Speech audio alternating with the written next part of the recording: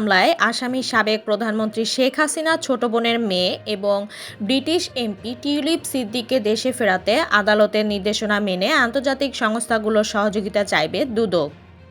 বুধবার এমন তথ্য জানিয়ে সংস্থাটির মহাপরিচালক আক্তার হোসেন জানান, শুধু আদালতে উপস্থিত হয়েই প্লট জালিয়াতির বিষয়ে তার বক্তব্য দেওয়ার সুযোগ রয়েছে।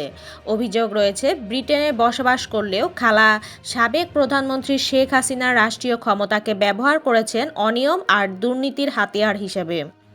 আওয়ামী লীগ ক্ষমতায় থাকাকালে ২০০০ সালে গুলশানে সরকারি লিজকৃত প্লট ইস্টার্ন হাউজিংকে অনুমোদনের ব্যবস্থা করেন টিউলিপ, বিনিময়ে বাগিয়ে নেন একটি ফ্ল্যাট।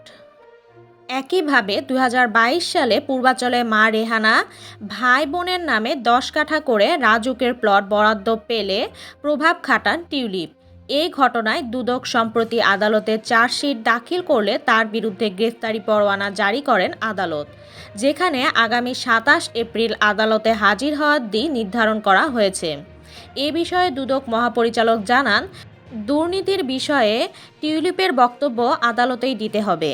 আদালতে হাজির না হলে তাকে ফেরাতে কি ইন্টারপোলের সহযোগিতা নেবে দুদক, এমন প্রশ্নে সংস্থাটি জানায়, আদালতের নির্দেশনা মেনে আন্তর্জাতিক সংস্থার সহযোগিতায় টিউলিপকে দেশে ফেরাতে কাজ করবে দুদক। সুমাইয়া তাসনিম, সুরমা টিভি 24।